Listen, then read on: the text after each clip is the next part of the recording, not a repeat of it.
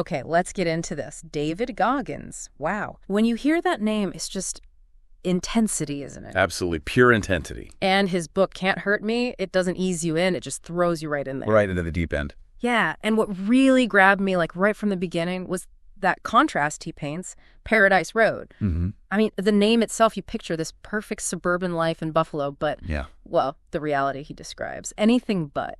It's that immediate shattering of the image, isn't it? Paradise Road sounds so, I don't know, normal, peaceful even. Totally. But then it becomes the backdrop for just chaos, abuse. It really forces you, the reader, to confront how deceiving appearances can be. Exactly. He talks about his dad, Tress Goggins. Yeah. Outwardly, you know, the successful guy, sharp suits, the Rolls Royce, all that. Yeah, the picture of success. But the second they're behind closed doors, that charm just evaporates.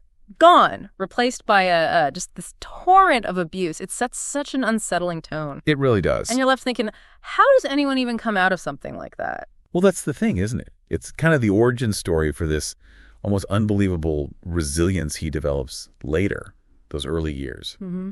The fear, the instability, they were awful, obviously, deeply traumatic. Yeah. But maybe, inadvertently, they planted some kind of seed, a foundation of toughness. It's like a pressure cooker situation, you know. Immense. Stress leading to, well, some kind of strength, though definitely not a healthy way to build it. Right. Not the recommended path. So for this deep dive, we're not just going to summarize Can't Hurt Me. That's not the goal. Yeah. We really want to dig into the core principles, the strategies he used that actually fueled that transformation. Yeah. Get under the hood a bit. Think of it like trying to understand the DNA of his mental toughness, his approach to growth, but maybe without signing up for Hell Week yourself. Definitely skipping Hell Week. We're after those real aha moments, you know, the surprising bits, the things that actually stick with you. Our aim is really to go beyond just the story, the narrative, and look at the mechanisms behind it. Like, what were those turning points? What tools did he actually build for himself? And how can you maybe apply some of that? Adapted, obviously, to your own life, your own challenges. Exactly. How is it relevant to you, the listener? Okay, so let's dig into those early years then. Paradise Road.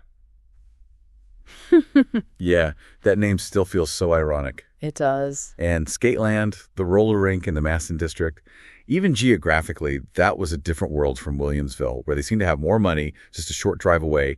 That rink seems like ground zero for a lot of it. Yeah, Maston was predominantly Black, working class, a real contrast to Williamsville. And Skateland, even though it was the family business, it became the stage for his father's volatility. Mm-hmm. It just highlights how much environment shapes you, especially early on. And for Goggins, it was an environment just soaked in tension. Totally. And the details he gives, I mean, they're just brutal. A loaded gun under his pillow at 6 years old. It's hard to even comprehend. What kind of childhood is that? And seeing his mother endure those beatings with a belt, his own attempts as this tiny kid trying to step in. Mm. These aren't just sad anecdotes. They really paint a picture of the constant threat they lived under. Those are experiences that just imprint themselves on you. Right. Deeply. That lack of safety, the sheer unpredictability of the violence, it creates this state of like chronic stress. Right. But it's also, I don't know, fascinating in a disturbing way how the mind adapts. For Goggins, it seems like this early, extreme hardship. Yeah. It kind of, in a twisted way, maybe toughened him, prepared him for things most of us can't even imagine facing. And it didn't stop there. When his mom finally managed to get him and his brother out to Brazil, Indiana, you'd hope that would be it, right? A chance to breathe. You'd think so. A fresh start. But then he runs straight into racism, just blatant ugliness. How did that pile on top of everything else? That's such a critical layer. People sometimes focus just on the home abuse, but this was huge too. Yeah. Moving to Brazil wasn't an escape into some safe haven. Yep. He faced a totally different kind of adversity. Prejudice. That note in his Spanish book, the incident with the gun, pointed at him. These were new threats, new forms of isolation. It just shows adversity comes in many forms, and resilience needs to be, well, multifaceted. Okay, so from this incredibly tough start, Goggins somehow kickstarts this massive change. And a key thing he talks about is the accountability mirror. Mm-hmm. It sounds almost too simple, but it seems like it was a genuine turning point for him. What's the real power there? I think the power is in the radical self-honesty it demands. It wasn't just about, okay, I'm overweight. Right. It was about digging deeper. confronting the insecurities, the excuses, the lack of discipline that was really holding him back. It's like this visual showdown with your own reality, no more hiding behind the stories you tell yourself. And the actual practice, looking in the mirror, using Post-it notes, how does that physical part make it work? Well, the act of actually writing down your flaws, your goals, your dreams, and sticking them right there where you have to see them every day, that makes them tangible. Yeah, you can't ignore it. Exactly. It pulls these abstract thoughts out of your head and puts them right in front of your face. It becomes this sort of commitment device. Yeah. You're forced to confront what you intend to do every single time you look at yourself. That visual cue can be incredibly powerful for changing behavior. So it's not just listing problems. It's like building a visible map for where you want to go. You're literally staring your goals down every morning. Precisely. Those Post-its become like a daily contract with yourself. And they're not just wishes like I want to be fitter. No. They're actionable. Do 1 hour of exercise today, or study for the SFAB for 2 hours. That focus on concrete steps is what makes it more than just, daydreaming. This idea of taking total ownership, it flows right into that other core concept he talks about, the governor and the 40% rule. Ah, yes, the governor. When I first read about that, it was a real, punch the gut moment. Yeah, the governor, as he calls it, is basically that internal brake system, that voice inside your head that starts screaming, stop, this is too hard, bail out. Right. Long before you've actually hit your physical or mental limit. Right. It's the brain trying to keep you comfortable, keep you safe, avoid pain, often based on past failures or just limits you've learned to accept. And the 40% rule, the idea that when that governor kicks in, when you feel like you're totally maxed out, you've probably only used about 30% of what you're actually capable of. It's staggering, isn't it? That's a massive amount of untapped potential just sitting there. And for Goggins, this wasn't just some theory he read. It was a gut feeling, a realization he had during the absolute extremity of Navy SEAL Hell Week. Right, seeing it happen. He watched guys who are physically monsters, totally capable, just quit, ring the bell, because their minds convinced them they couldn't go on. Seeing that firsthand just shattered his own ideas about limits. So it's basically our fear of discomfort, our ingrained desire for things to be easy. That's what feeds this governor, makes it stronger. That's a huge part of it. Modern life, with all its conveniences, it can actually make us less tolerant of discomfort. Yeah, makes sense. We get less practice pushing through hard things, so that internal voice saying stop gets louder, more convincing. The governor gets stronger. Okay, so how do we fight back? How do we start overriding this thing? What did Goggins actually do to push past that 40% mark? Well, he used a bunch of different strategies. First, just being aware of it, recognizing when the governor is piping up, trying to shut you down. That's step one. Okay. Second, consciously reframing pain. Seeing discomfort not as a stop sign, but as a signal that you're actually growing. He also talks about incremental overload, pushing your boundaries just a little bit further each time, not trying to leap from zero to hero overnight. Small steps. Yeah. And then there's self-talk, obviously huge for him. And that cookie jar technique. Ah, the cookie jar. I love that idea. It's so practical. It really is. It's basically about building this mental file cabinet of all your past wins, your past moments of toughness. So when things get really hard, you reach into that cookie jar, pull out a memory of overcoming something tough before, and use it as fuel. I did that, so I can do this. It reframes those past struggles. They're not just bad memories. They're proof you can endure. They become assets. Exactly. It builds self-efficacy. Reminding yourself of past victories reinforces the belief deep down that you can handle the current challenge. It shifts your focus from the immediate pain to the evidence of your own past strength. Another really vivid metaphor he uses is developing a callous mind. Yeah, that's a great one. It perfectly captures that idea of mental toughness. Think about physical calluses on your hands or feet, right? They build up from repeated friction, pressure. They make your skin tougher, more resistant. A callous mind is built the same way, but through repeated exposure to mental and emotional friction, to discomfort, to failure, to adversity.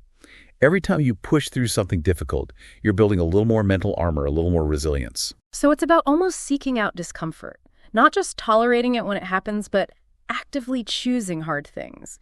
Not for suffering's sake, but as a training method. Precisely. Yeah. Goggins didn't just stumble into hardship. He often deliberately went looking for it. Those insane physical challenges, pushing through injuries that would stop anyone else. Yeah. It wasn't about being reckless. It was, I think, a calculated effort to condition his mind, to teach it to withstand immense pressure, to callous it. And failure. something most of us try desperately to avoid. Goggins seems to see it as essential fuel for this callousing process. He talks about failing constantly. Oh, absolutely. He completely reframes failure. It's not the end of the story, it's just data. Invaluable feedback. He seems to meticulously break down his setbacks, figure out what went wrong, extract the lesson, and then use that knowledge to come back better. Failure, for him, isn't a sign you're not good enough. It's a necessary step on the path. You learn, you adapt, you get stronger. And the repetition part seems crucial too. It's not just facing one big scary thing. It's the repeated exposure that really builds that mental muscle, right? Exactly right. Whether it's those relentless daily runs before dawn, the endless hours studying for exams he failed multiple times, or just repeatedly pushing through moments of extreme doubt. That consistent exposure is key. It gradually desensitizes you to the discomfort and strengthens that mental fortitude. It's like building a habit of being resilient. Now, beyond all the incredible physical stuff, Goggins really hammers home the importance of mental prep, specifically visualization. It's not just about brute force. No, not at all. While the physical feats are what grab the headlines, he's adamant that the mental game imagery, planning, is just as, if not more, important. Okay. Visualization for him is about creating this incredibly detailed mental movie of success. Rehearsing how you'll navigate obstacles, reinforcing the belief you can do it before you even start the actual task. So it's more than just thinking positive thoughts. It's like running a mental simulation, playing it out in your head first. Precisely. He describes mentally walking through every single stage of a brutal race or a challenge like Hell Week, anticipating the pain points, the moments where doubt will creep in, and then visualizing himself pushing through those specific moments. That mental prep builds confidence, but it also kind of inoculates you against panic when those tough moments actually arrive. But crucially, this has to be paired with actual work, right? You can't just sit on the couch visualizing becoming a Navy SEAL. Oh, absolutely not. Visualization without the relentless preparation is just fantasy. Goggins is obsessive about his training, his planning. The mental imagery reinforces the physical and mental work. They go hand in hand. One without the other doesn't work. A theme that just keeps coming back in Can't Hurt Me is this idea of embracing suffering, like not just dealing with it, but seeing it as necessary for growth. That's a huge mental shift for most people. It really is. He flips the script entirely. Suffering isn't the enemy. It's part of the process. It's the forge where resilience is built, where your true potential gets unlocked. Yeah. He genuinely seems to believe that pushing through significant pain, physical and mental, is how you discover what you're made of. His whole life becomes this kind of extreme testament to that idea. I mean, his stories from Hell Week, those ultramarathons, the level of pain he describes pushing through is just mind-boggling. What were the actual techniques he used in those moments to keep going? Well, it seems to be a combination of things we've touched on. Reframing failure, definitely. Breaking down the overwhelming task like a 100-mile race into tiny, manageable chunks. Just get to the next checkpoint, the next mile marker. Focus only on that small win. Okay. Maintaining that fierce self-accountability, no excuses, intense discipline, obviously, having that rock-solid why, that deep sense of purpose driving him, and again, that mental visualization playing out. It's like he learned to take the pain itself and turn it into fuel, weaponize it somehow. That's a great way to put it. He transformed adversity from something that stopped you into something that propels you. That ability not just to tolerate suffering, but to actually leverage it. That's probably the core of his extreme mental toughness. And finally, the book isn't just about his own journey. He really emphasizes empowering others. How does that piece fit in? Yeah, that's a crucial part of his message now. He believes real fulfillment isn't just about your own medals or achievements. It's about helping other people break through their barriers, unlock their potential. Right. Leading by example is huge, obviously. Sharing what he learned through his own hell. Mentorship. And his style of helping can be pretty direct, that tough love approach, challenging people's victim mentality. Yeah, he's not about coddling. He advocates for honesty, even if it's uncomfortable. Pushing people to take responsibility, stop making excuses, stop blaming everything else. It's the same standard he holds himself to. So he's basically taking everything he learned the hard way, all those brutal lessons, and trying to share them, using his own story to show others what's possible for them. Exactly. He realized the principles that worked for him, that drove his insane transformation, aren't unique to him. They're tools anyone can use if they're willing to overcome their own stuff and achieve more than they thought possible. Okay, so wrapping up this deep dive into Can't Hurt Me, what are the biggest takeaways for you listening right now? What are those actionable things to maybe start thinking about? For me, the core things that really stand out are, first, that absolute need for radical self-accountability, owning your situation. Second, actively challenging your own limits, confronting that internal governor. Third, the idea that embracing discomfort, even seeking it out sometimes, is how you build real mental resilience. Yeah. Then, learning to see failure not as an end, but as vital feedback, using mental prep like visualization. And finally, realizing that your own growth can have a ripple effect when you use it to empower others. It's so clear that while Goggins' journey is, well, extreme doesn't even cover it, right? Yeah. Almost superhuman. Right. But the principles underneath it all are surprisingly down to earth. They're applicable to the challenges we all face, big or small. It's about pushing past comfort, facing down doubts, taking ownership. What's really powerful is how his extreme examples shine a light on universal truths about what humans are capable of. You might not be training for an ultramarathon tomorrow, Probably not. but those core ideas, mental toughness, resilience, discipline, you can apply those anywhere. Your job, your relationships, your health, anywhere you want to grow. So maybe a final thought for you to chew on. Where in your life right now might you be operating below that 40%? Where is that inner governor maybe whispering limitations, holding you back from even trying something? Just something to think about, honestly.